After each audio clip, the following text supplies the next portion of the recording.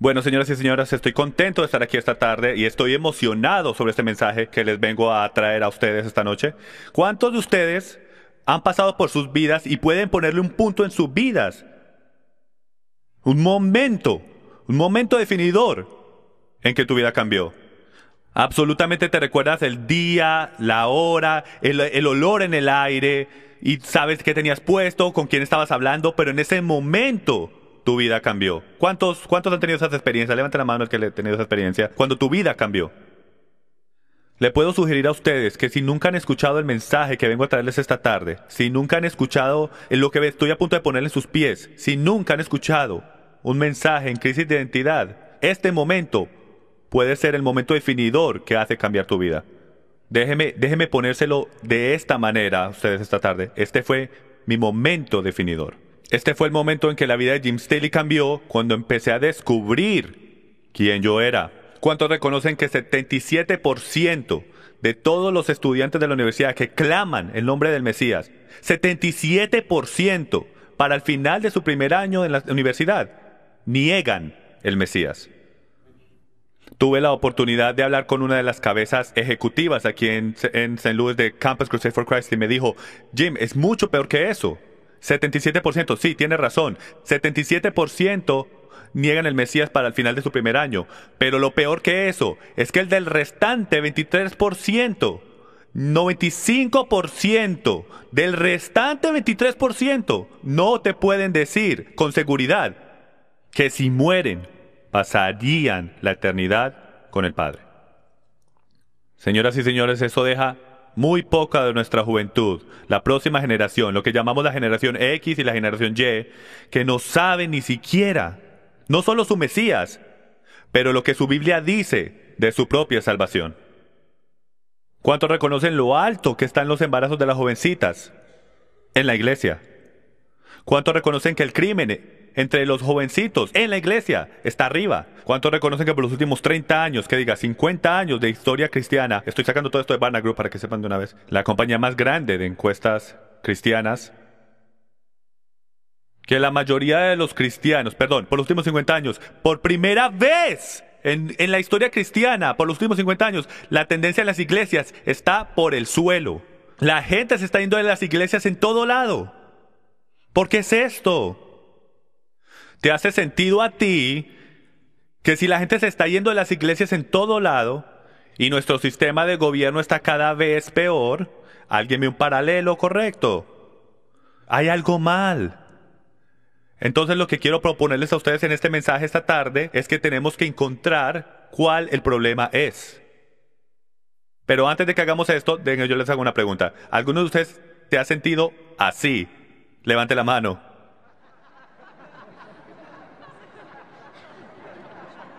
Ahora, esto es lo que quiero que todos hagamos. Quiero que todos respiren profundo. Ahora respira afuera. Vas a necesitar todo el oxígeno que puedas coger esta semana.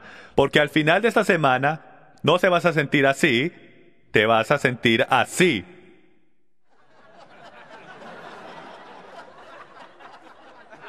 No solo no vas a poder leer las señales, sino vas a saber exactamente para dónde coger. Vas a saber dónde están las señales, pero no vas a saber cómo leerlas. Y nuestro trabajo o deseo no es de confundirlos en ningún momento, pero cogemos muchos correos electrónicos mientras hacemos estas conferencias alrededor del país de una sobrecarga de información. Entonces, se ríen ahora porque nunca han venido a nuestras conferencias, pero esperen al fin de la semana cuando se sientan así. Pero les aseguro que aquí es donde todo comienza. ¿Cuántos reconocen que la mejor manera de saber cómo llegar de punto A a punto B es seguir un mapa? ¿Cuántos aquí están lo suficiente viejos para saber qué es un mapa? Porque mi generación nunca ha visto uno, ¿ok? Yo soy la generación antigua X, la generación Y antes de mí no sabe ni siquiera qué es un mapa de papel. Todo es GPS, ¿verdad? Y los mapas te hablan a ti hoy en día. ¿Puedes creer eso? La debería pagar, ya no la aguanto. Siempre me dice que vaya en círculos, una izquierda, una U. ¡Ya hice una U! Entonces, para el fin de esta semana queremos que sepa, queremos que haga una cosa. Mira a las señales. porque están en camino. Y si solo abres tu mente este fin de semana, y especialmente durante este mensaje, te prometo que el Espíritu Santo va a empezar a moverse en tu corazón y a recalibrar el idioma en las señales, porque muchas veces de pronto uno dice, ves por un camino y siempre toda tu vida has cogido por otro. ¿Ok?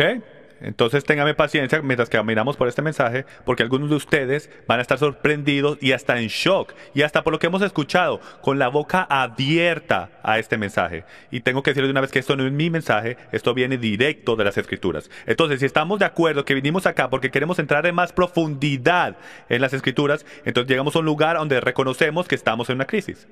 Estamos en una crisis. Y como estamos en una crisis, tenemos que descubrir por qué estamos en la crisis, descubrir qué nos trajo a la crisis y encontrar la manera de salir de la crisis.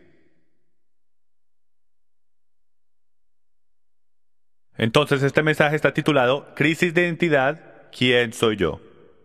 ¿Cuántos entienden que después que sepas quién tú eres y para qué fuiste creado y tu verdadero propósito en esta tierra, ahí y solo ahí le puedes servir a tu Creador?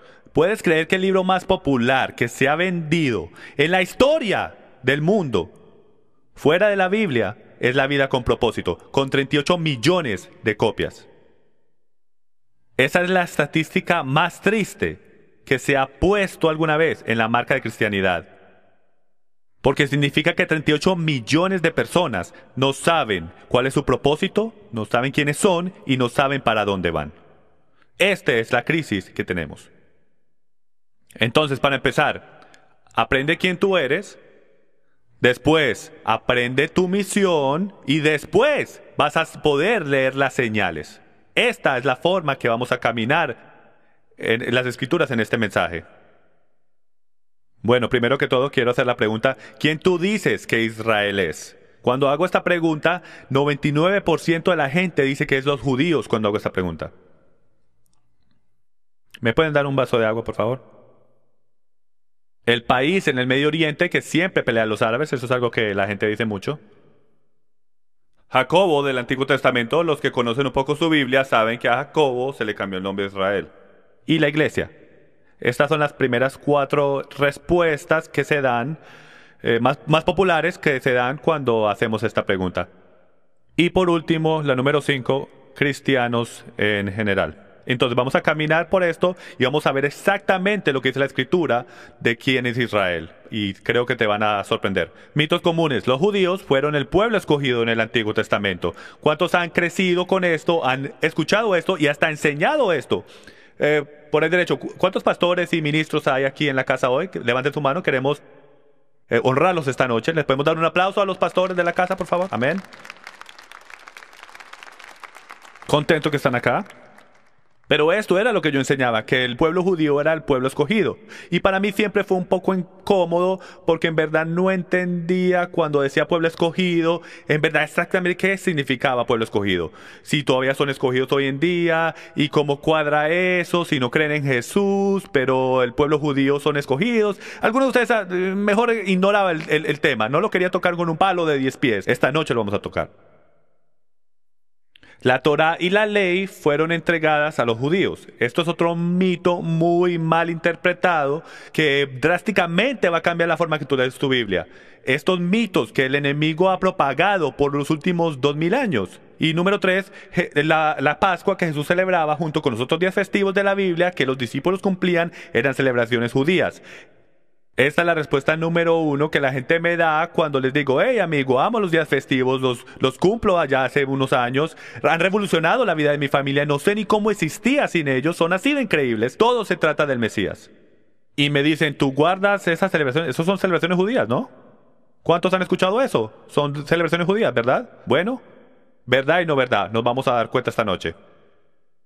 Entonces déjenme les hago una pregunta que está en los talones de esta pregunta. ¿Cuántas tribus estaban en la base de la montaña Sinai cuando los mandamientos fueron dados?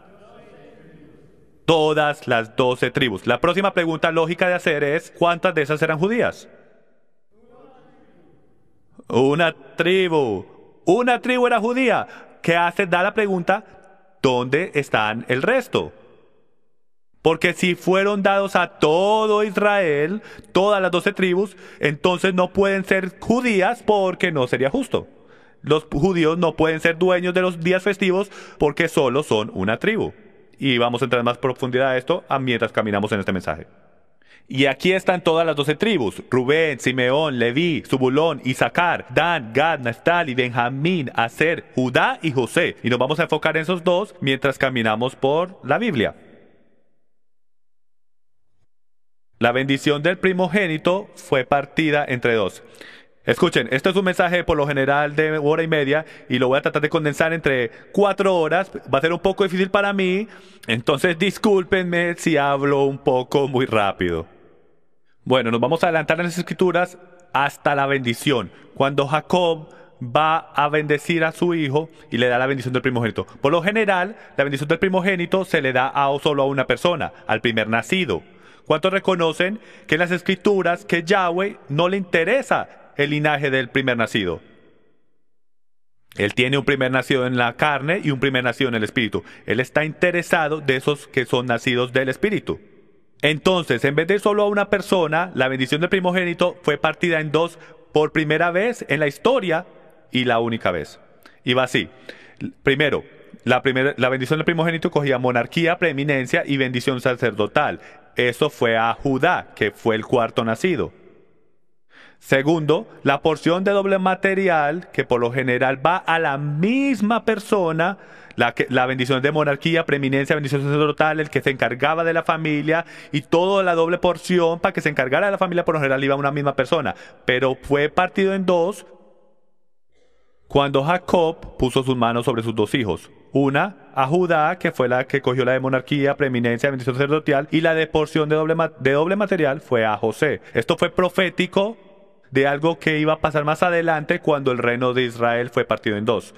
¿Cuántos reconocen que Dios es más inteligente que nosotros? ¿Cuántos reconocen que desde el principio de la creación Él siempre está dando mensajes de algo que va a pasar en el futuro? Siempre. Si solo tuviéramos ojos para ver y oídos para oír lo que el Espíritu nos está diciendo, si en verdad leyéramos el principio del libro, seríamos capaces de entender las cosas proféticas que pasan al final del libro. Y espero lo podamos ver mientras caminamos este mensaje esta noche. La bendición continúa, Efraín y Manases. Todos recuerdan a José, ¿verdad? A Jacob. El abuelo Jacob viene a poner sus manos sobre sus nietos encima de Efraín o Manases, el primer nacido, que son los hijos de José. José ya está en Egipto en este momento.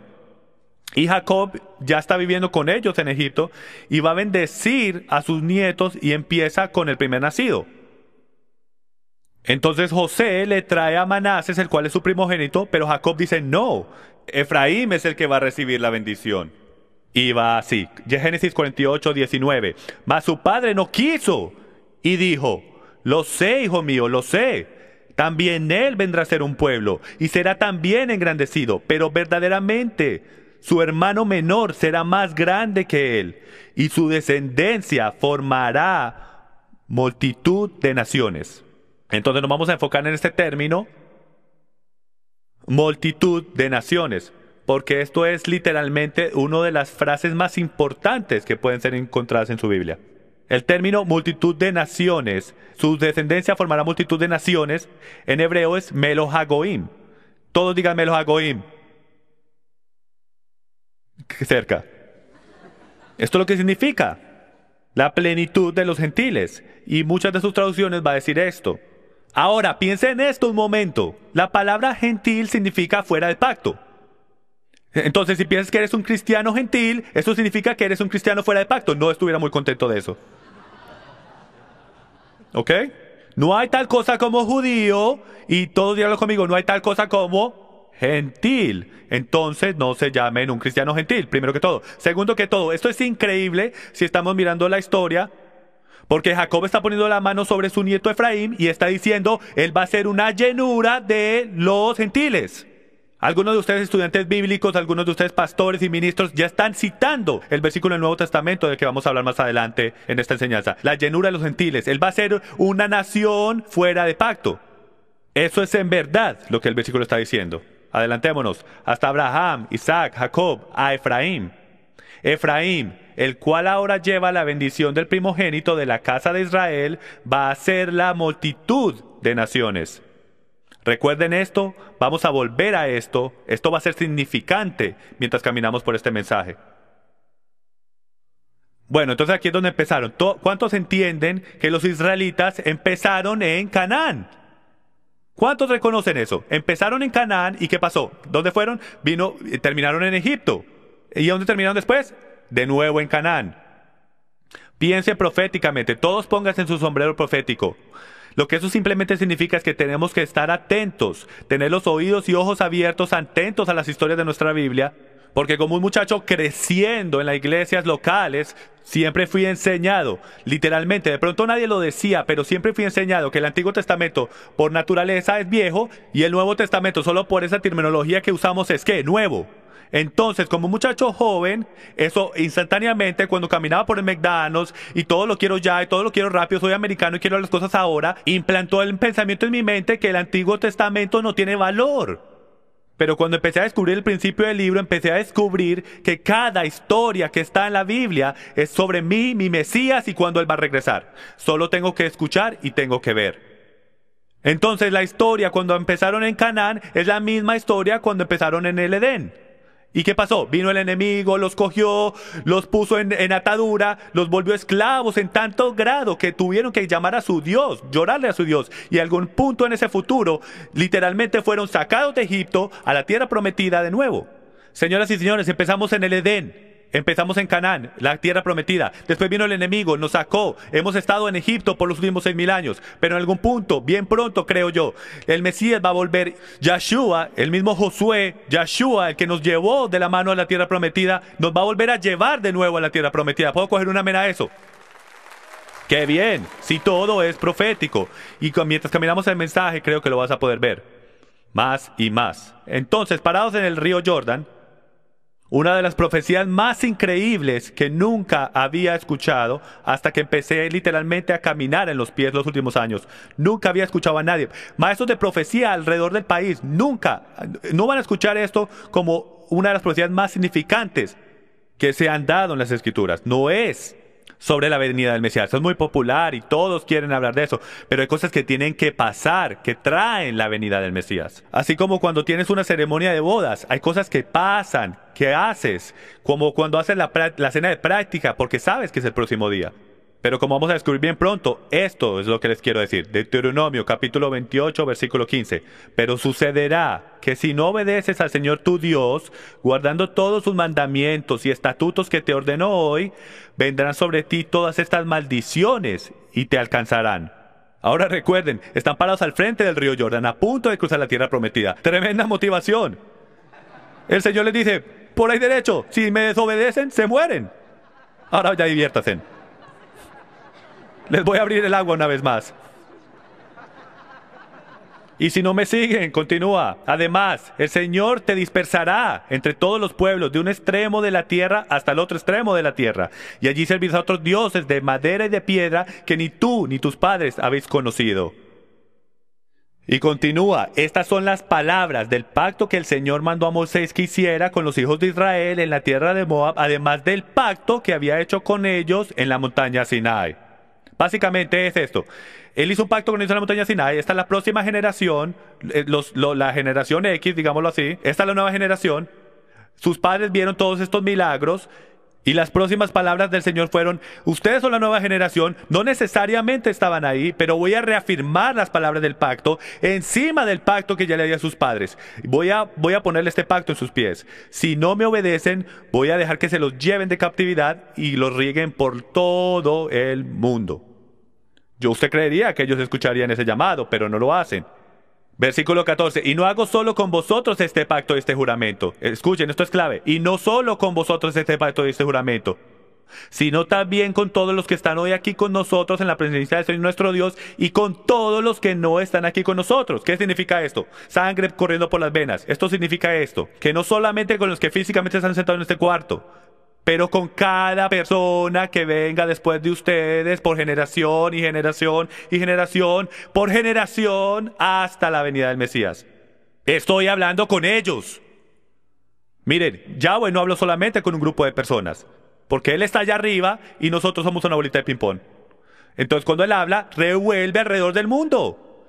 Él habla a todos. A todas las generaciones. Él está fuera de tiempo. Amén. Continuemos. ¿Y quiénes son estas personas de que él habla? Esos, ¿cuáles son de la promesa? Esos hijos del pacto. Y a todo futuro israelita y cualquiera que se ate a sí mismo a los israelitas.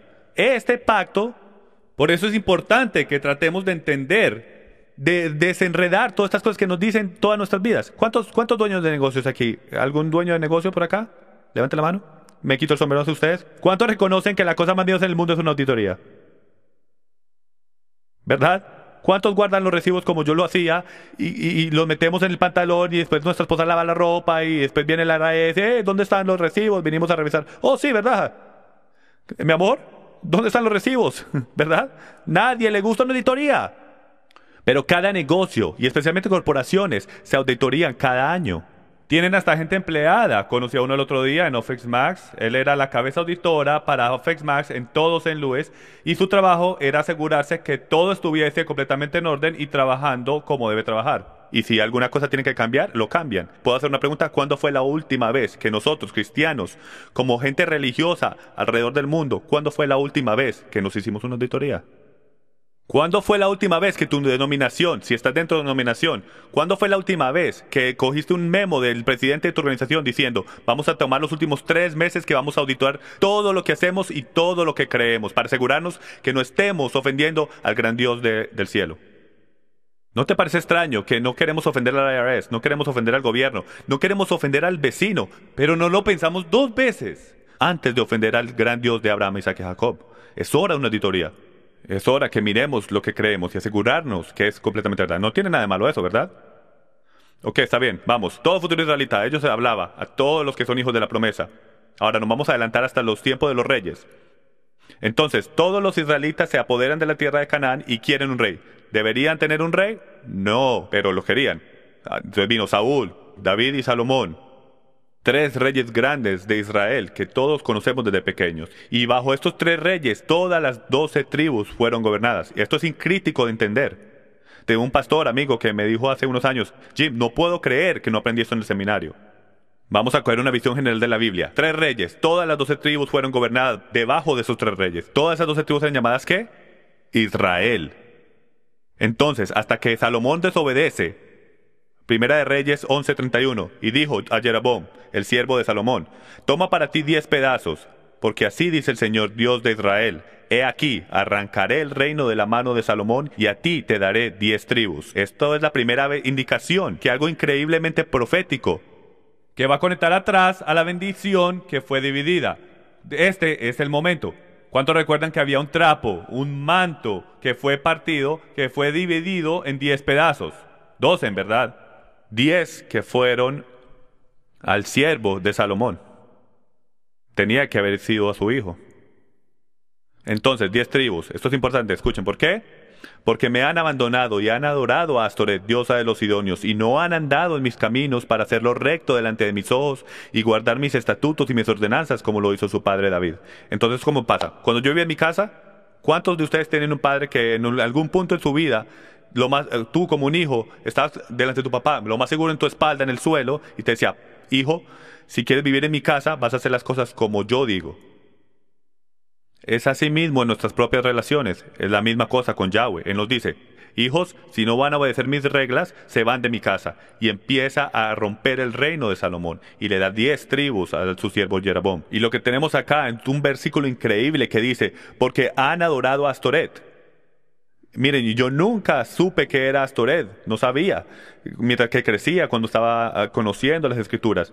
Pero lo que conocí ahora es que empecé a buscar y tiene varios nombres. Astarte para los griegos, y Astoret, y Istar, y en inglés es pronunciado Easter. Para muchos de ustedes esto debe ser una sorpresa conocer esto, pero Easter es la diosa de la fertilidad del este, la esposa del dios Sol Baal.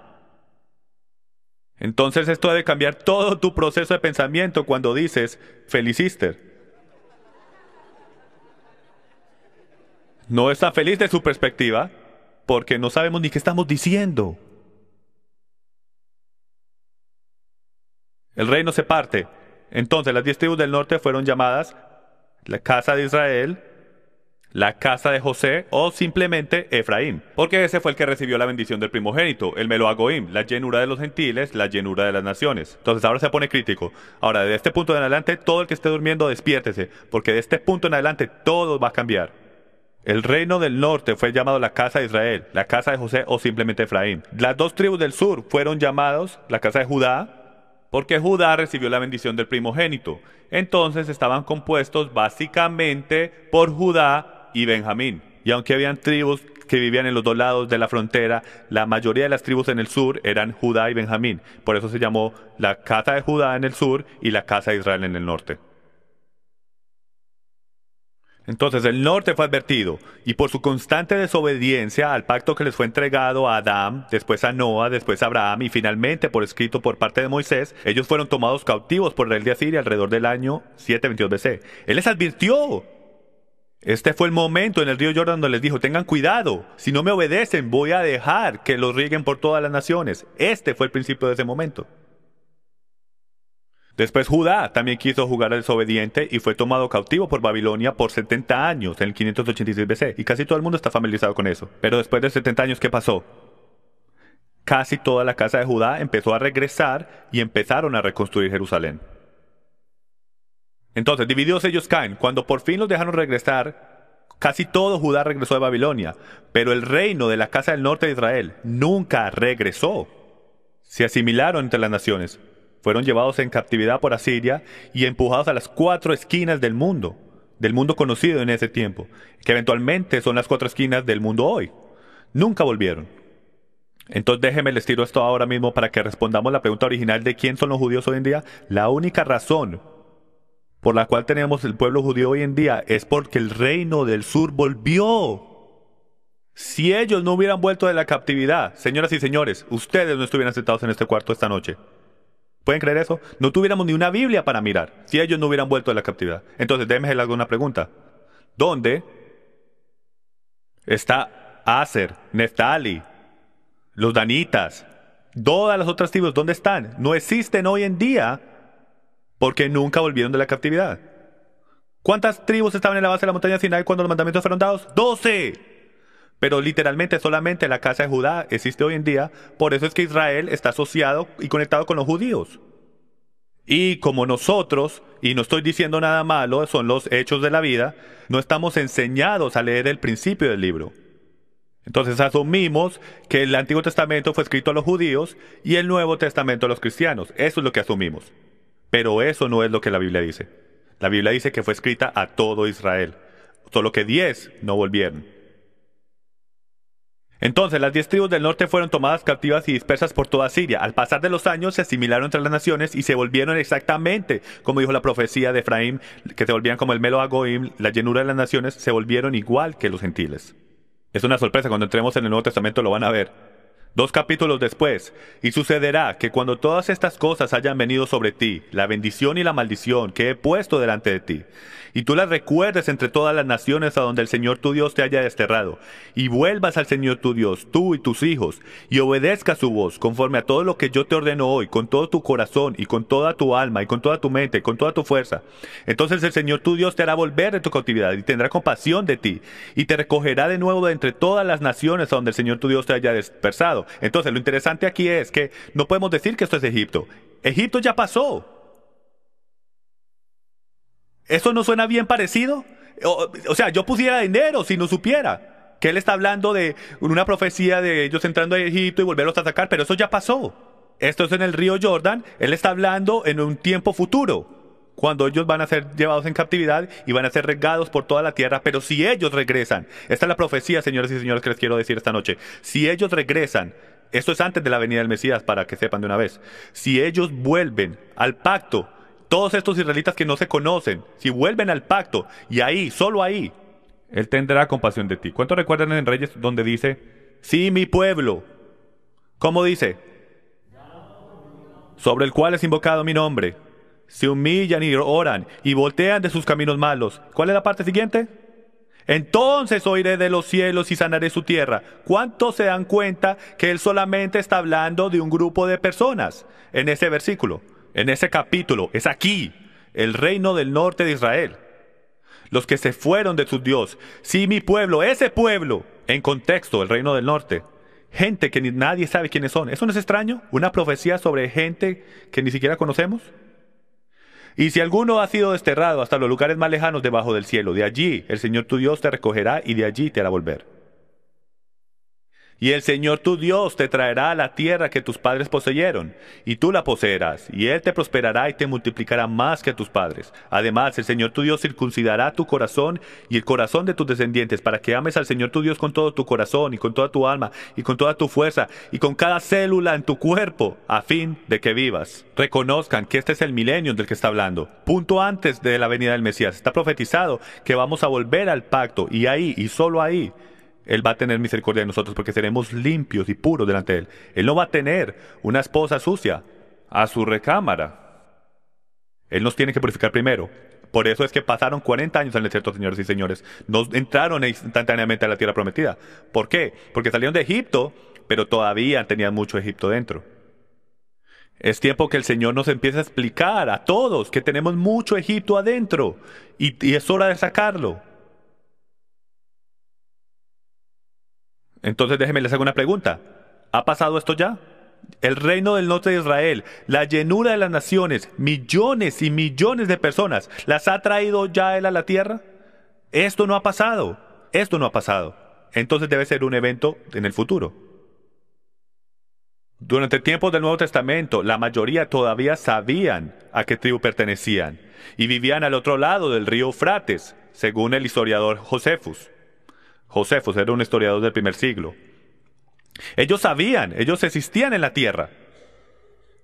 Durante el Nuevo Testamento, cuando Yahshua estaba caminando por la tierra y enseñando, teníamos la tribu de Judá, la casa de Judá, los judíos en el tiempo controlaban el pacto, y todos los israelitas fuera de pacto, del reino del norte, que no los dejaban entrar al pacto, y les voy a explicar más adelante por qué, pero todos ellos vivían mientras que estaban siendo regados por todo el mundo todavía, vivían afuera, al otro lado del río Eufrates.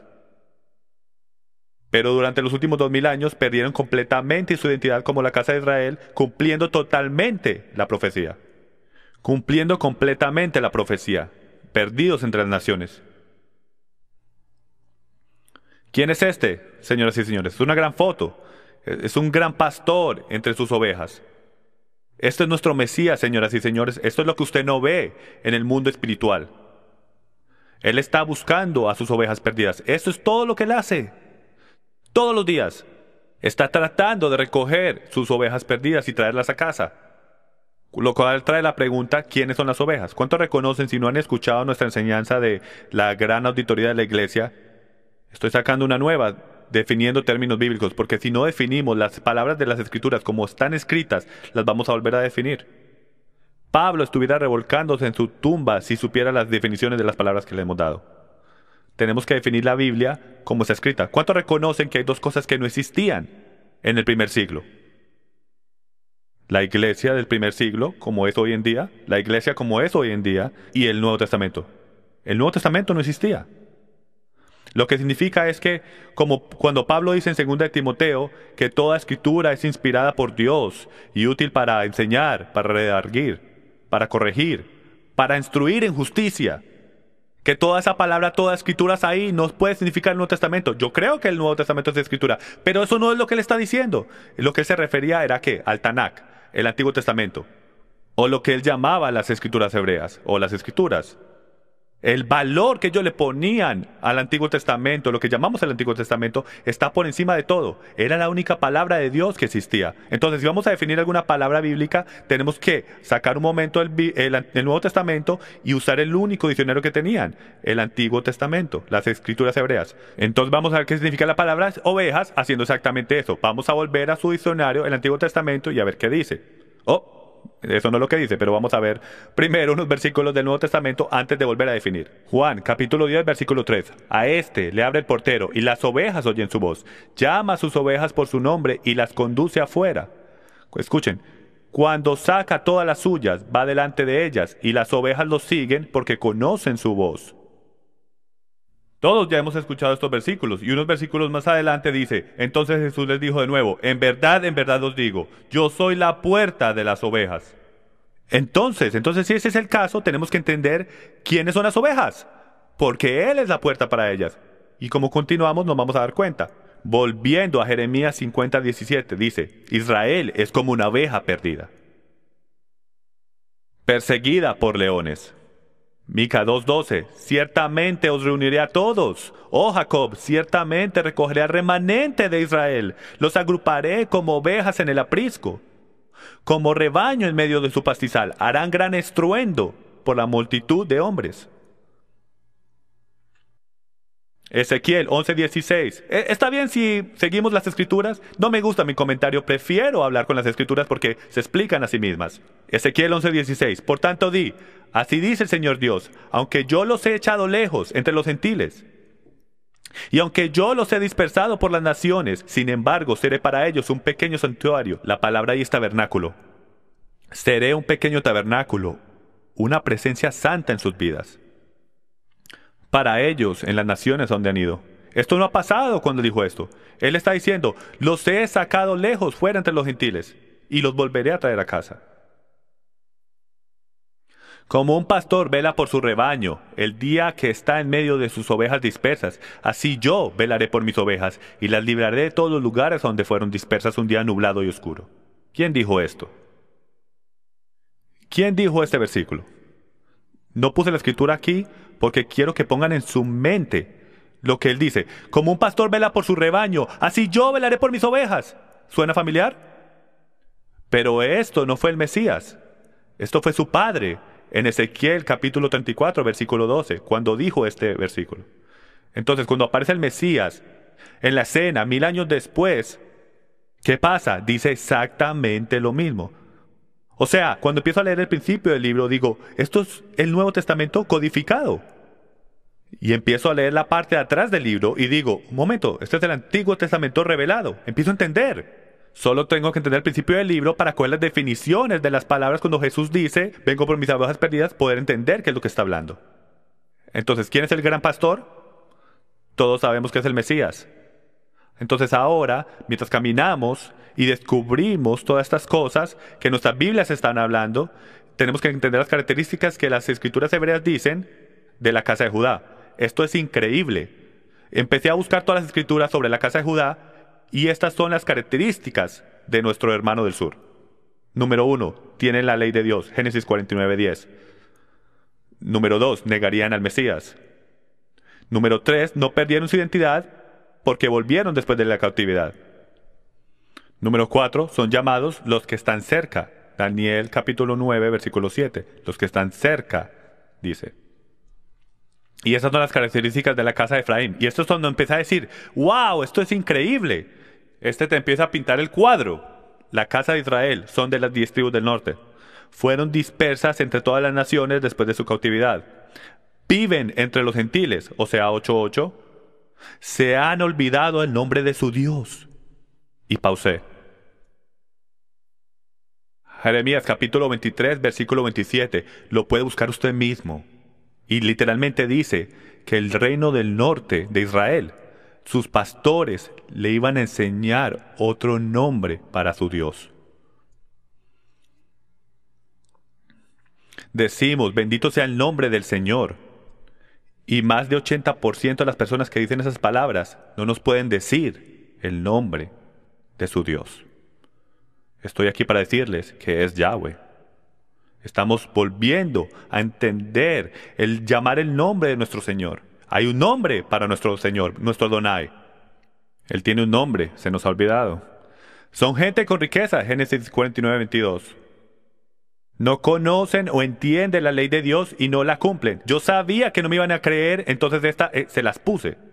O sea, capítulo 8, versículo 10, hablando del reino del norte. Aunque alquilen entre las naciones, ahora las juntaré, y serán afligidos un poco de tiempo por la carga del rey de los príncipes. Le escribí las grandezas de mi Torá, y fueron tenidas por cosa extraña. Yo no sé ustedes, pero cuando alguien usa la palabra Torá, yo lo primero que digo es legalismo y atadura. Hasta que descubrí que en hebreo significa instrucción, y ahora sí estoy en problemas. Todos tenemos instrucciones, Si usted tiene instrucciones para sus hijos, usted tiene Torah en su casa. Todos tenemos Torah en la casa. Tenemos mucha Torah en mi casa. Todos tenemos Torah. Tu esposa tiene Torah para ti. Y te garantizo que no está escrito, pero te la sabes, ¿verdad, muchachos? Son llamados no mi pueblo. Esto es increíble para mí. Son llamados no mi pueblo, hijos del Dios viviente, los que están lejos y ovejas perdidas. Esto es lo que el reino del norte es llamado. Si no sabemos esto, cuando llegamos al Nuevo Testamento, no vamos a entender 2/3. Porque todas las definiciones y frases del Nuevo Testamento las podemos encontrar en el... ¿Pueden creer que Yahweh es tan inteligente que escogió al hombre más inteligente fuera de Yeshua HaMashiach para ir a esta gente? Y era el rabino Shaul, Pablo, que se sentó bajo Gamliel. Y la única manera de sentarse bajo Gamliel es tenerle el Antiguo Testamento memorizado palabra por palabra. Entonces te sorprende que el Señor que escoge al hombre que conoce las Escrituras para poder ir afuera, debatir las Escrituras y ir a la gente fuera de pacto y traerlos a casa. No es una sorpresa. La mayoría de ellos cuando sean recogidos vendrán del oeste. Y esto me sorprendió. Eso es lo que dice, lo puedes ver por ti mismo. Osea capítulo 11, versículo 10. La mayoría vendrán del oeste. Entonces, ¿dónde están las 12 tribus en el Nuevo Testamento? Porque por lo que vemos por lo general es gentiles, judíos, pero ¿en dónde están las 12 tribus? Aquí están. Primera de Pedro 1:1. Lo has leído 1000 veces, pero te apuesto a que nunca lo habías leído de esta manera. Pedro, apóstol de Yeshua HaMashiach, los expatriados de la dispersión en el Ponto, Galacia, Capadocia, Asia y Bitinia, elegidos según el preconocimiento de Dios Padre. ¿Escuchó lo que dijo Pedro? Los expatriados, la palabra en hebreo es gois. A los gentiles dispersos por todo Ponto. Y después dice a los elegidos. Dos cosas que quiero decir. La palabra Galacia ahí, ya sabemos que hoy en día el libro de Gálatas fue escrito ¿a quién? A esos dispersos, el reino del norte. Habían mucho israelita del reino del norte que se asentó en Galacia. Y eso lo sabemos por hecho hoy en día. No es posible que sean gentiles paganos, porque Pedro dice acá que estos son dispersos. Y ya sabemos y conocemos que disperso viene directamente del reino del norte. Segunda cosa que quiero decir es esto. Libros y libros y libros se han escrito sobre la predestinación y la doctrina de elección. Y se los voy a resolver en 10 segundos planos. Dios escogió su pueblo y lo eligió. Se fueron lejos de su palabra, se fueron de sus mandamientos, los regó por todas las naciones y los predestinó a volver. Hecho, ahí tienen la versión de 10 segundos.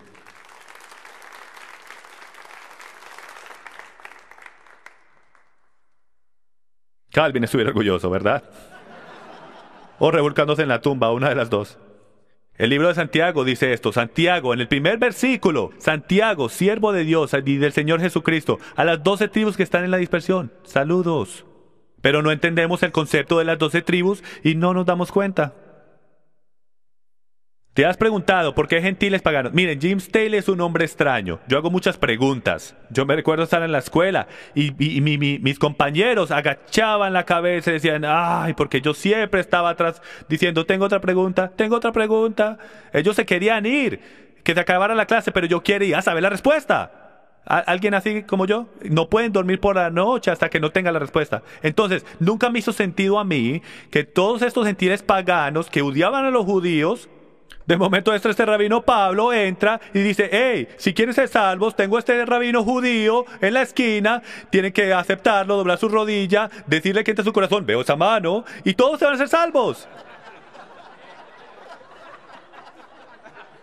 Yo no sé si fue así, pero es lo que así lo hacemos hoy en día, ¿verdad? Oh, veo esa mano.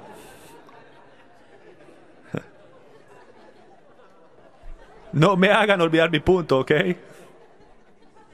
Pero si ven, él entra, ¿no les parece extraño a ustedes que todos estos gentiles que están allá afuera, que supuestamente son gentiles paganos, por millares, en Éfeso solamente 100,000 gentiles entregaron sus vidas al Mesías? ¿Tiene esto lógica? Ni siquiera les agradan a los judíos, hasta los consideran inseguros, ellos tienen suficientes dioses.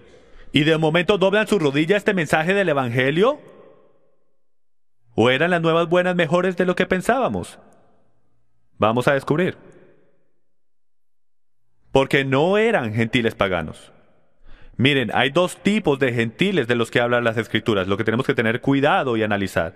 Los primeros son los gentiles paganos y los segundos son los gentiles israelitas, los que fueron profetizados, que iban a ir a las naciones y volverse la llenura de los gentiles, que iban a caminar entre los gentiles, que iban a perder su identidad y iban a volver en los finales tiempos. Amos 9:9, porque aquí yo daré un mandato y zarandearé a la casa de Israel entre todos los gentiles. O sea, están en las casas de los gentiles. Israelitas griegos. Esto lo saqué del Nuevo Testamento en Juan capítulo 7. Nunca había leído este versículo de la manera que Yeshua nos lo da. Entonces Jesús dijo, por un poco más de tiempo estoy con vosotros. Después voy al que me envió. Me buscaréis y no me hallaréis. Y a donde yo esté, vosotros no podéis ir. Y la respuesta que los discípulos le van a dar, te va a sorprender. Porque ellos sabían algo que nosotros no sabemos. Y como nosotros no lo entendemos, no reconocemos el poder cuando lo dice. Lo dice así.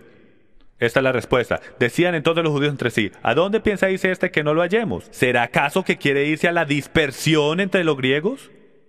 Ahí está, a enseñarle a los griegos. No está diciendo hablar a los paganos gentiles, está diciendo, ¿no va a ir a la casa de Israel que está viviendo con los gentiles, con los griegos, con la dispersión? No, él no haría eso. Están sucios. Cornelio. La gran mayoría de los cuales Pablo predicaba eran las 10 tribus del reino del norte, la casa de Israel, gentiles israelitas. Está en las escrituras, tenemos que ver bien para encontrarlo. Pero cuando lo vemos nos damos cuenta que siempre ha estado ahí. Romanos 9:24, es decir, nosotros a quienes también llamó no solo de entre los judíos, sino también entre los gentiles, como también dice, no sé, a los que no eran mi pueblo llamaré pueblo mío, y a la que no era amada, amada mía. Y acontecerá que en el lugar donde les fue dicho, vosotros no sois mi pueblo, allí serán llamados hijos del Dios viviente. Cuando Pablo hace referencia a un versículo, ¿cuántos reconocen que no podemos sacarlo fuera de contexto? Y el rabino más inteligente fuera de Yeshua HaMashiach, en mi opinión humilde, fue el apóstol Pablo. Y él no lo va a sacar fuera de contexto. Él no va a sacar versículos del aire y sacándolos de contexto. Él sabe que Osea capítulo 1 habla sobre el reino del norte que cae entre los gentiles y en el mismo lugar donde se les dijo fuera de pacto, en ese mismo lugar van a volver y van a ser llamados hijos del Dios viviente. Romanos capítulo 2, porque cuando los gentiles que no tienen ley hacen por naturaleza lo que está en la ley, estos, aunque no tengan ley, son ley para sí mismos, mostrando la obra de la Torá escrita en sus corazones. Esto es un estudioso de la Torá, señoras y señores, no es un cristiano. Espero esto no los ofenda. Él era un creyente mesiánico, basado en la Torá. La gente los llamaba cristianos y están bienvenidos a ese título, pero la realidad es que él entendía el principio del libro. Él sabía la misión de su Mesías. Jeremías 31:33, uno de los versículos más populares en toda la escritura, dice esto. Pero este es el pacto que haré con la casa de Israel después de aquellos días. ¿Con quién? Con la casa de Israel. Pondré mi ley en sus mentes y la escribiré en sus corazones. Búsquenlo en hebreo, señoras y señores, se sorprenderán a lo que la palabra ley está ahí en hebreo. Es Torah lo que está poniendo en nuestras mentes y escribiéndolo en nuestros corazones. Y yo seré su Dios y ellos serán mi pueblo. ¿Cuál es el objetivo directo de esa oración? Es su ley. Porque como dice Bill, si no tienes algo que te sostenga, te vas a caer.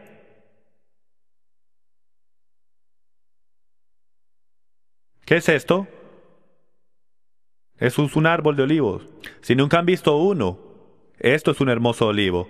Tiene par de 1000 de años el que están mirando ahora mismo.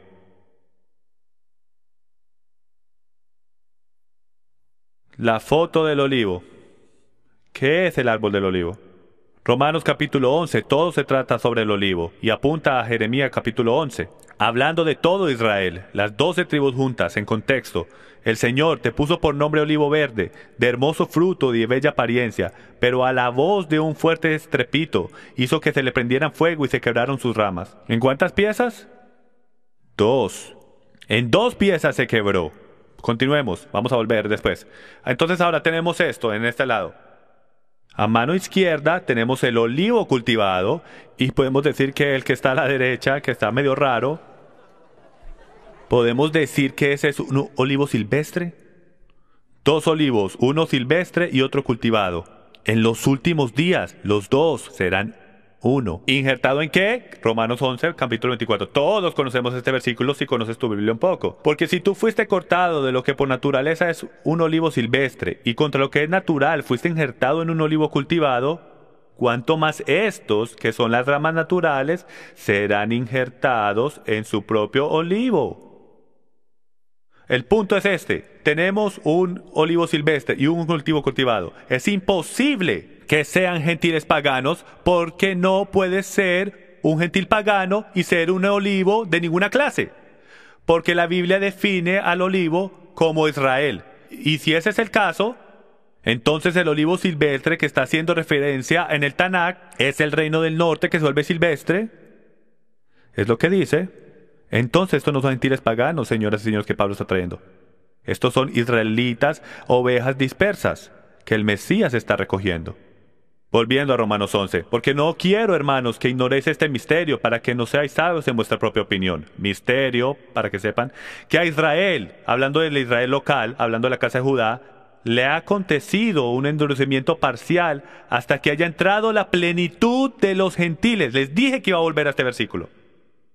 ¿Ustedes creen que Pablo se estaba inventando esta belleza? Él está haciendo referencia al Tanakh. La bendición que fue a Efraín, la llenura de la llenura de los gentiles. Esto es aquí lo que está hablando. El reino del norte volviendo a casa, hasta que todos vuelvan a casa. Esto es lo que él está hablando. Continuemos. Y así todo Israel será salvo. ¿Cuántos de ustedes pensaron como yo que en algún punto todos esos judíos iban a entender un día y se van a salvar? Porque definimos Israel como el pueblo judío, pero la realidad es que es todo Israel, señoras y señores, todas las 12 tribus. Eventualmente van a volver al pacto. Eso es lo que él está hablando. Cuando la llenura de los gentiles vuelva a casa, todo Israel será salvo. El libertador vendrá de Sion, apartará la impiedad de Jacob. Ahí está hablando del reino del norte. Porque así eran llamados, y este es mi pacto con ellos cuando yo quite su pecado. ¿Cuál es el significado de la palabra pecado? ¿Cuántos saben qué significa pecado? Primera de Juan, capítulo 3, versículo 4. Todo aquel que comete pecado infringe también la ley, pues el pecado es la infracción de la ley. Tenemos un problema si quitamos la ley, porque entonces todo el mundo haría lo que es bien en sus ojos. Y ahí lo dejaré. Efesios 2, 11, 22. Recordad pues que en otro tiempo vosotros los gentiles en la carne, fuera de pacto, es lo que significa, llamados circuncisión, por la tal llamada circuncisión, el reino del sur, hecha en las manos de la carne. Recordad que en ese tiempo estabais separados de Cristo, excluidos de la ciudadanía de Israel, extraños a los pactos de la promesa, sin tener esperanza y sin Dios en el mundo. Escuchen esto. Pero ahora en Cristo Jesús, vosotros que en otro tiempo estabais lejos, habéis sido acercados por la sangre de Cristo, porque Él mismo es nuestra paz, quien de ambos hizo uno. ¿De qué está hablando? El hombre perfecto que todos han tratado de descubrir, y libros de teología que han escrito por miles y miles de años de cuál es ese hombre. El error que cometemos en nuestros seminarios teológicos día tras día es que no leemos el principio del libro. Yo también estoy incluido en ese error. Cuando él hace los 2-1, las dos casas de Israel, es claro lo que él está hablando, rompiendo la pared de enemistad.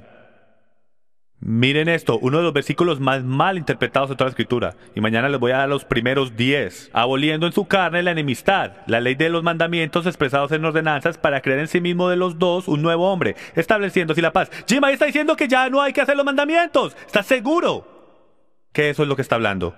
¿O te han dicho que eso es lo que él está hablando? Porque creciste creyendo que la ley de Dios fue abolida. Miren, si quitamos la ley no hay definición de pecado. ¿Y cómo Dios santo y justo va a tirar a alguien al lago de fuego por quebrar algo que no existe? Eso no sería justo.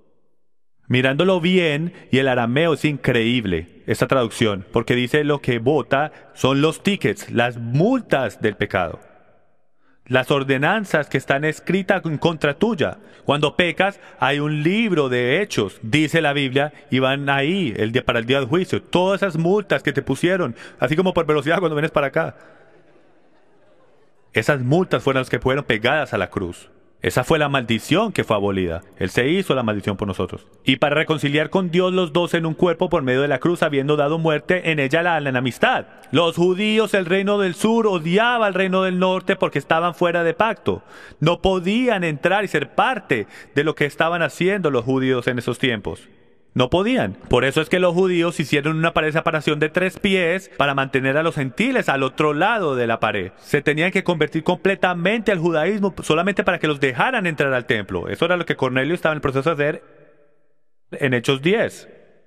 Efesios 2:17, y vino y anunció paz a vosotros que estabais lejos, y paz a los que estaban cerca. ¿Alguien se recuerda de dónde escuchamos eso hace poco? ¿Suena familiar?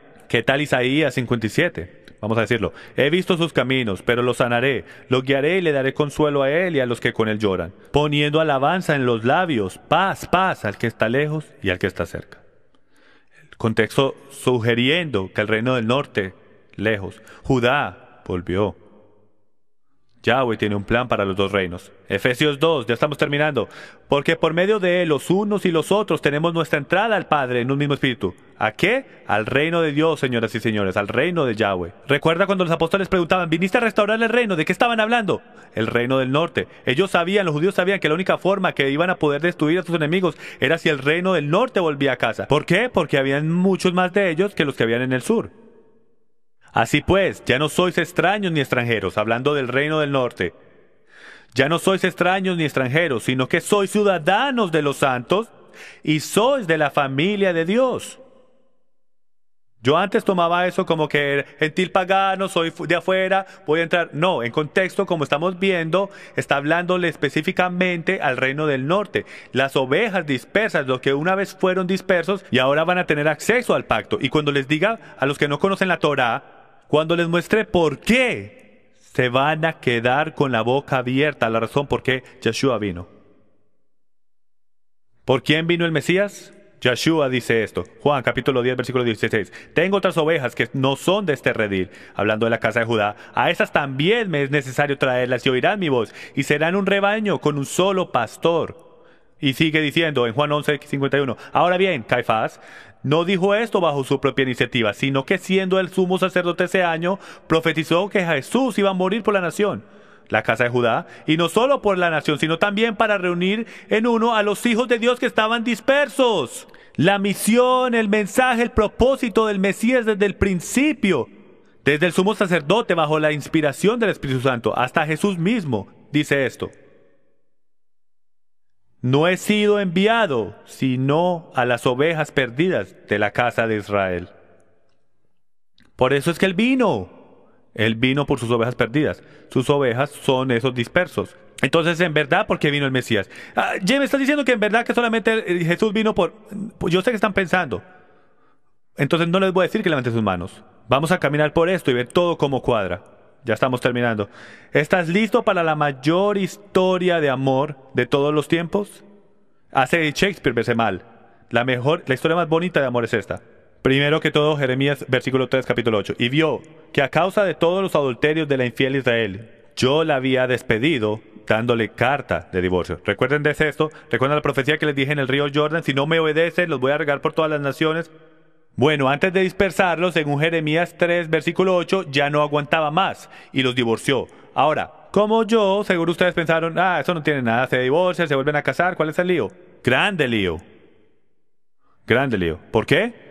Porque esto es un gran problema. Dice que hasta los ángeles anhelaban entender cómo él iba a resolver este problema, este misterio. Este misterio es cómo Yahweh se divorcia de su esposa y le dice que vuelva a él. Por este versículo, Jeremías 3:1, dicen, si un hombre se divorcia de su mujer y ella se va de su lado y llega a ser de otro hombre, ¿volverá él a ella? ¿No quedará esa tierra totalmente profanada? Pues tú eres una ramera con muchos amantes y sin embargo vuelve a mí, declara el Señor. Dice Yahweh, hey, me voy a divorciar de ti, pero regresa a mí y te aceptaré, te perdonaré. La historia más grande de gracia en el Antiguo Testamento. Y todos los ángeles dicen, un momento, ¿quién le quiere decir a Yahweh que él no puede hacer eso por este versículo que escribió? Si ven, hay un versículo en la Torá que dice que si un hombre se divorcia de su mujer y ella se casa con otro hombre, nunca puedes volver a casarte con ella. Nunca. Entonces imagínense el shock y el horror de todos los ángeles y potestades en el cielo diciendo, yeah. ¿Cómo eso va a suceder? ¿Cuál es el misterio? Y esto es lo que los profetas dicen que anhelaban entender cómo se iba a arreglar este problema, pero el rabino Pablo lo arregló todo aquí. ¿Alguna vez se ha preguntado por qué Romanos 7, el capítulo de si quiero, no quiero, empieza tan raro? ¿Acaso ignoráis, hermanos? Pues hablo a los que conocen la ley. Por el derecho, los que no conocen la Torá no pueden leer Romanos 7. Se ríen, pero eso es lo que dice. Dice que solo estoy hablando con los que conocen la Torá, porque lo que estoy a punto de decir está escrito en las páginas de la Torá, y si no lo lees, no vas a entender. Te vas a perder todo lo que estoy tratando de decir. Y dice esto, que la ley tiene jurisdicción sobre el hombre mientras él vive, pues la mujer está ligada por ley a su marido, refiriéndose a la ley levítica. Mientras él vive. Pero si su marido muere, quedará libre de la ley en cuanto al marido. En otras palabras, ya no será llamada adúltera. Continuemos. Así que, mientras vive su marido, será llamada adúltera si ella se une a otro hombre. Pero si su marido muere, queda libre de la ley. No de toda la ley, de esa ley. De modo que no es adúltera aunque se una a otro hombre. Por tanto, hermanos míos, también, escuchen lo que Pablo está diciendo. Por tanto, hermanos míos, también a vosotros eso os hizo morir a la ley. ¿De quién está hablando? Está hablando del reino del norte. Lo podemos ver por el contexto. Está hablándoles a ellos diciéndoles, ya murieron a la Torá por el cuerpo de Mesías para que se puedan casar con otro. En particular a esa ley. Ya lo definimos. Ya moriste a esa ley. Ya no aplica para ti más. Ya no eres llamado un adúltero. Así te puedes casar con otro, a aquel que se levantó de entre los muertos. Esto les va a cuadrar. Señoras y señores, el novio ha muerto por su novia. Denle un aplauso. Gracias, Señor. Piensa por esto un segundo. Tiene una esposa, son las 12 tribus, se parten en dos, tiene un problema porque se divorcia de su esposa, las riega por todas las naciones, les dijo que fueron una luz para las naciones y no lo querían hacer. Todas 12 se juntaron y se volvieron un club privado. El club privado de los santos. No quisieron ser una luz para las naciones, entonces Dios dijo, tengo un plan genial porque soy Dios, lo voy a divorciar, te voy a arreglar por todas las naciones, te van a salvar por un hombre que se llama Yeshua y no van a saber ni quién eres y van a ser una luz para las naciones igual. Y al final del tiempo los voy a llamar sus nombres, mi Mesías se va a levantar de los muertos, te va a librar de la ley de adulterio y te va a traer a casa. Ese es el misterio que fue resuelto en el Nuevo Testamento. ¡Aleluya! ¡Aleluya! Entonces te sorprende a ti que 100,000 personas en Éfeso solamente, cuando Pablo vino y dijo, señores y señores, tengo buenas nuevas. Pueden volver al pacto porque el Mesías pagó por tu pecado, te libró de la ley de adulterio y todo lo que tienes que hacer es seguirlo a Él. Y vinieron por miles. Porque sabían que estaban fuera de pacto. Pero ahora un montón de gentiles entran al pacto, es una cosa miedosa. Y bueno, todo lo embarramos después de ahí. Pero Yahweh está haciendo de las suyas y está empezando a purificarnos y mostrarnos exactamente cuál es el pacto que tenemos que volver se trata. Todo este nuevo pacto, ¿de qué se trata? ¿Alguien ha escuchado la cena de las bodas del Cordero? Esto debe tener un nuevo significado para ustedes. La cena de las bodas. Esto es una cena de recasamiento. Es todo de un matrimonio, de un esposo, de una esposa. Si no te has dado cuenta hasta ahora, tú eres Israel. Tú eres Israel. Tú pudiste haber entrado aquí pensando que yo yo soy baptista, yo soy luterano, yo soy un no denominación que no tiene denominación. Pero mi Biblia dice que tú eres un hebreo. Si tú llegaste a conocer al Mesías, tú cruzaste al otro lado, de muerte a vida. Si eres algo, él es un hebreo cristiano como lo soy yo, acostúmbrense. ¿Estás diciendo, Jim, que las únicas personas que serán salvas son las descendencias de las 12 tribus? De ninguna manera. ¿Cuántos se recuerdan cuando salieron de Egipto? ¿Qué pasó? Algunos de los egipcios vinieron con ellos, los inteligentes. Y Moisés vino del Señor y le dijo, Señor, tenemos un problema. Todos estos egipcios nos están siguiendo y no son tu pueblo. ¿Qué hacemos? Y Yahweh resolvió este problema. Y escribió esto, escuchen. La misma ley regirá para el natural y para el extranjero que habita entre vosotros. Si circuncidan su corazón y circuncidan su carne y mantienen mi Pascua y mis mandamientos, serán una nación en mi mano. Déjenlos unir. Esta es la primera injerción que ocurrió en la Biblia. Ya casi terminando. Una de las citas más increíbles que yo he escuchado en mi vida, están a punto ustedes de escucharla, si no la han escuchado ya antes. El profesor Carl Townsend, de 1851 a 1908, de la Universidad de Yale, fue citado diciendo esto cuando descubrió lo que estoy explicándoles esta noche.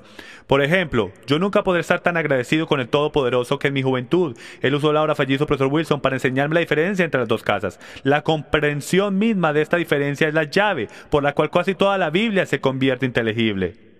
Y yo no podré afirmar con demasiada fuerza que el hombre que no ha todavía visto que la casa de Israel de las Escrituras es totalmente distinto al pueblo judío, está todavía en la mera infancia, el mero alfabeto de estudio bíblico. Y hasta este día el significado de 7/8 de la Biblia está sellado a su entendimiento. Y yo no sé ustedes, pero leyendo la Biblia ahora, van a llegar ustedes a su cuarto, a su casa, y van a empezar a buscar escrituras y van a empezar a levantarse bombillos en sus mentes, porque tu vida va a cambiar cuando descubras quién tú eres. Déjenme hacer una pregunta. ¿Es en verdad todo sobre Israel, el pueblo escogido? ¿Es en verdad todo sobre las 12 tribus? ¿Qué tal 12 tribus con un rey, 12 discípulos con un rey, 12 canastas sobrantes llenas de pan? Jesús dice en Mateo 19:28, y Jesús les dijo, en verdad os digo que vosotros que me habéis seguido en la restauración de la casa de Israel, cuando el Hijo del Hombre se siente en el trono de su gloria, os sentaréis también sobre 12 tronos para juzgar a las 12 tribus de Israel. Continuemos. Yeshua sana a una niña de 12 años, de casualidad me imagino. Él empieza a enseñar en el templo cuando tenía ¿cuántos? 12. Dice que hay 12 horas durante el día, 12 meses en el año. En Apocalipsis hay 12,000 de cada tribu que están sellados. 12 ángeles, 24 ancianos alrededor del trono, 2 de cada tribu. 12 portones con 12 perlas cada uno, 12 constelaciones. Un árbol de vida que produce 12 frutos para cada uno de los 12 meses. Señoras y señores, está por todo lado. La historia de los 12 espías, la historia de José, la historia de Ruth, Noami, Boaz. Es todo sobre las dos casas de Israel. ¿Cuántas plagas en Egipto? ¡Ah, te cogí! Si ven, somos tan ingenuos. Si ven, se los digo. Toda la vida hemos sentado en la iglesia, toda la vida somos ingenuos. Me encanta. Somos ovejas. ¿Tú sabes que las ovejas son los animales más tontos según la ciencia, según todos los científicos? Nunca han conocido el perro de mi vecino, pero bueno. Los 2 testigos en Apocalipsis, ¿verdad? Las 2 casas. La entrega de los 10 mandamientos. ¿Cuántas tablas se los dieron? En 10 mandamientos en 2 piedras. ¿Tú no crees que lo puede haber puesto en una piedra? Lo pudo haber puesto en un iPad si hubiera querido.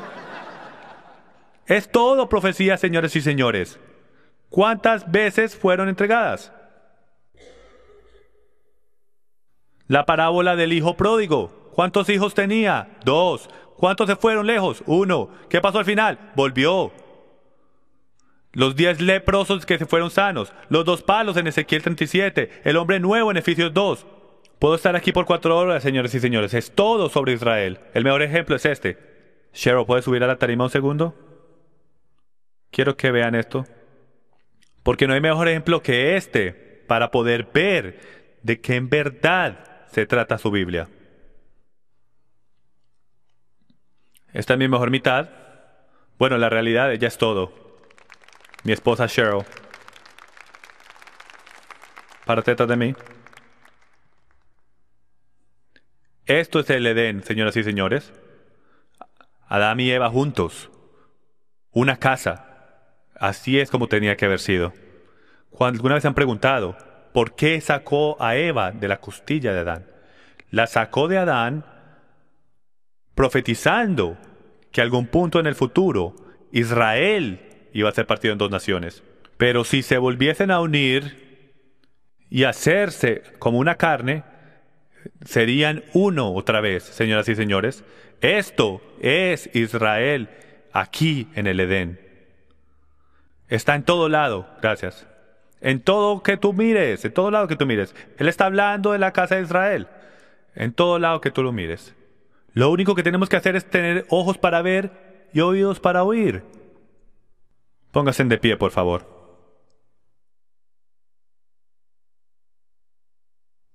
Señoras y señores, tenemos un Dios. Su nombre es Yahweh. Tenemos un pacto, una ley, un Mesías. Su nombre es Yeshua. Y tenemos un pueblo. Y eso es usted. Tu nombre es Israel. No lo olvides. Eso es quien tú eres. Entonces, cántelo conmigo. Una nación bajo Dios, indivisible, con libertades y justicias para todos. Gracias, señoras y señores. Antes de cerrar este video, quiero darle las gracias por tomar el tiempo de ver esta enseñanza llamada Identity Crisis, que espero le haya impactado su vida para querer aprender sobre su raíz hebrea. Este mensaje ha pasado por todo el mundo y miles de personas han visto esta enseñanza y la respuesta que hemos recibido a este video ha hecho que agregue este pedazo para este último segmento de responder unas preguntas importantes porque la gente aparentemente las tiene. Entonces quiero ir por unas preguntas que a lo mejor usted está pensando y quiero clarificar unas cosas. Primero que todo, una de las preguntas más populares de este video es: usted está diciendo que mi sangre tiene que ser de una de las 12 tribus de Israel para poder ser salvo. Y primero que todo quiero hacerlo bien claro que absolutamente no. Es imposible saber cuál linaje tú vienes, porque el único linaje que se puede rastrear, y es hasta difícil en esa, es el de la tribu de Judá, la casa de Judá. Entonces, es importante que usted sepa que la salvación no tiene que ver nada con tu sangre, no tiene que ver nada si usted es nativo de israelita en linaje o no eres un israelita de ninguna clase. Todos somos una mezcla de gente de todas partes del mundo y Pablo dice que somos injertados en el árbol de Israel. Esto es una injertación espiritual. Entonces quiero que entiendan desde el principio, no estamos hablando de linaje solamente, también estamos hablando espiritualmente y volverse el pueblo de la promesa. En su perspectiva, él sabe en dónde todo el mundo cabe y el linaje de toda persona. Y aparentemente en el libro de Revelación, de Apocalipsis, 12,000 de cada tribu van a empezar a moverse hacia adelante, a ser llamados en esa parte de historia. Él sabe ese linaje, nosotros no sabemos, entonces no es importante a este momento. Otra pregunta que sale muy común es: ¿qué tal de teología de reemplazo, Jim? ¿Esto no es teología de reemplazo? De ninguna manera. En lo contrario de teología de reemplazo. Teología de reemplazo empieza en la premisa de que los judíos fueron el pueblo escogido y ahora la iglesia o los cristianos son el pueblo escogido. Toda esa premisa se voltea en su cabeza y espero pudieron haber visto eso por la enseñanza que acabaron de ver. De que Israel son las 12 tribus. Y me gusta decir la neología de un equipo de fútbol. De que todos están invitados a estar en el equipo, pero él escogió capitanes en el equipo para que fueran y reclutaran al resto del mundo. Y los capitanes del equipo eran 12 capitanes, desde las 12 tribus de Israel. Entonces Israel está llamado a salir, a reclutar al resto del mundo a que vengan a ser parte del pacto. Entonces, teología de reemplazo no tiene nada que ver con nosotros reemplazando al pueblo judío, porque el pueblo judío es simplemente nuestro hermano del sur. Sus ojos, según Romanos 11, sus corazones están endurecidos y están cegados al evangelio. Entonces, mientras que el resto de los eframitas, el reino del norte, lo que llamamos en inglés los gentiles, la llenura de los gentiles, el Melo Agoim, cuando ellos empiecen a entrar al pacto, o sea, mientras que empezamos a entrar al pacto, la segura que le entró a Judá empieza a caer y ellos empiezan a coger celo. Lo que nos trae a mi próxima pregunta, que viene muy seguido, es que ¿qué hago ahora que sé que soy un hebreo? Cuando te empiezas a dar cuenta, porque tienes tanta ansia en tu corazón por Israel, el pueblo judío, es porque eres su hermano del norte. Somos hermanos. Entonces, ¿qué haces ahora que sabes que eres hebreo? Primero que todo, la palabra hebreo significa cruzado. Entonces espero que eso de pronto te hace un poco más de sentido, porque sientes tantos esos sentimientos que sientes para ustedes después de ver este video. Cuando llegamos a esta idea de qué hacemos ahora, la gente me pregunta toda hora, ¿cómo esto aplica en mi vida? ¿Qué hago ahora? Si somos Israel, hermanos, Si somos Israel, entonces somos sujetos a las promesas del pacto, como dice Pablo. Y somos un nuevo hombre que está pasando en Efesios número 2. Significa que tenemos una responsabilidad. Ahora sabemos quiénes somos, tenemos una misión y un llamado para servir al Dios viviente de Abraham, Isaac y Jacob, con toda nuestra alma, mente y fuerzas, y hacerlo a su manera. Entonces, los voy a exhortar a cada uno de ustedes que empiecen a aprender el pacto. ¿Qué es este pacto que nuestros ancestros conocían y que se llamaba la Torá? ¿Y cómo trabaja? Y es relevante hoy en día. ¿Cómo nosotros, como creedores en Jesús, Yeshua el Mesías, podemos traer a cualquier judío a celo cada vez que salimos, dañamos el Sabbat, comiéndonos un sándwich de jamón y profanando todas estas cosas que ellos dicen, que la Biblia dicen que son santas? Déjenme los dejo con este pensamiento. Y esto es una conversación muy profunda que tuve en mi pasado. En mi pasado conocí a un abogado judío aquí en St. Louis, uno de los más grandes apologistas, defensores de judaísmo aquí en St. Louis. Viajaba a todas las sinagogas y les enseña cómo combatir cristianos usando su Nuevo Testamento y probando que su Jesús no es el Mesías. En esa conversación empecé a explicarle a él lo que yo en verdad creía. Y se quedó sorprendido porque nunca había escuchado de alguien que creía en Jesús, que mantenía los días festivos, que guardaba el Sabbat, que entendía las leyes dietéticas, que creía que Jesús guardaba el Torah. En esta conversación me dijo: Jim, te voy a decir el secreto por qué los judíos no creemos en Jesús, tu Mesías.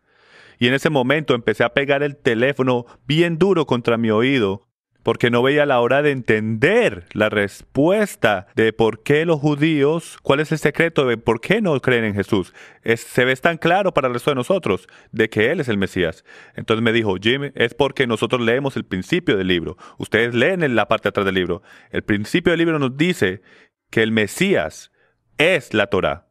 Y el Mesías viene a enseñarnos cómo mantener las instrucciones de Dios. Su Jesús, ustedes piensan que vino a eliminar el libro de instrucciones, y eso por defecto lo descalifica como el Mesías. Mientras los ojos se me llenaban de lágrimas, empecé a reconocer la profundidad de lo que estamos cogiendo en este mensaje, en este concepto de crisis de identidad. Porque mientras Yahweh empieza a llamar al reino del norte de nuevo a casa, de todas las 4 esquinas del mundo, y empecemos en verdad a entender el pacto, y empecemos a ver la bendición en cumplir los días festivos, cumplir el Sabbat, empezar a hacer cosas bíblicas y cosas, pero esta vez por el Espíritu de Yeshua, por el poder del Espíritu Santo. Y cuando eso pase, el pueblo judío va a ver a todos estos creyentes en Jesús, Yeshua, haciendo cosas bíblicas, como dice la Escritura, que ellos piensan que son de ellos. Pero nosotros somos sus hermanos y ellos son el nuestro. Y cuando ellos vean eso y el poder, las cosas milagrosas que hace la Escritura, entonces se van a poner celosos y va a empezar a crear un diálogo entre ellos y nosotros. Y como dice la Escritura, todo Israel será salvo. Entonces los quiero dejar con esta escritura, Romanos capítulo 8, versículos 6 al 8, y quiero exhortarlos a que lo miren en su casa. Es uno de los versículos más poderosos en el Nuevo Testamento que nos habla del corazón del hombre y si deberíamos vivir por la carne o por el espíritu. Dice: por la mente puesta en la carne es muerte, pero la mente puesta en el espíritu es vida y paz. Ya que la mente puesta en la carne es enemiga de Dios, es enemistad contra Dios. La mente carnal es odio contra Dios y después nos define lo que carnal es, porque no es sujeta a la Torá de Dios, a la ley de Dios, pues ni siquiera puede hacerlo. Y los que están en la carne no pueden agradar a Dios. Sin embargo, vosotros no estáis en la carne, sino en el Espíritu, si en verdad el Espíritu de Dios habita en vosotros. Pero si alguno no tiene el Espíritu de Cristo, él tal no es de él. Entonces, en este pasaje define vivir en la carne como no perseguir la Torá, la ley de Dios. Viviendo en el Espíritu es mantener la Torá por el espíritu de Yeshua. Y eso es la diferencia, señoras y señores, que cambia el antiguo pacto al nuevo pacto. De que tenemos un nuevo sumo sacerdote y ahora podemos hacer lo que el Padre dice porque tenemos el espíritu del Padre viviendo dentro de nosotros. Y su ley escrita en nuestros corazones. Deseamos agradarle cumpliendo sus mandamientos, como dice 1 Juan 5. Los dejo con esto. Los exhorto a que vuelvan a ver este video, analicen cada versículo, miren en contexto, no crean nada de lo que yo digo, véalo por usted mismo en su propia Biblia. Y por último, la gente me pregunta, ¿usted qué recomienda que vea después de este video? Les recomiendo que vean el video Caso por el Pacto. Es un video en el cual voy básicamente por cada versículo en la Biblia que habla sobre la segunda venida del Mesías y su ley. También tenemos la gran auditoría de la iglesia. Es uno de los videos más poderosos que tenemos aquí. Son 6 horas, muy estudioso, versículo por versículo para esos que son estudiantes bíblicos y te da la oportunidad de caminar por cada versículo de lo que estamos hablando hoy aquí, sobre la ley de Dios y sobre Pablo y todos los versículos malentendidos. También tenemos un versículo por versículo de Gálatas, de Romanos y muchos más, pero estos son los que más te van a ayudar para empezar a ustedes que son estudiantes. Gracias de nuevo por acompañarnos aquí en Passion for Truth Ministries. Soy Jim Staley. Shalom.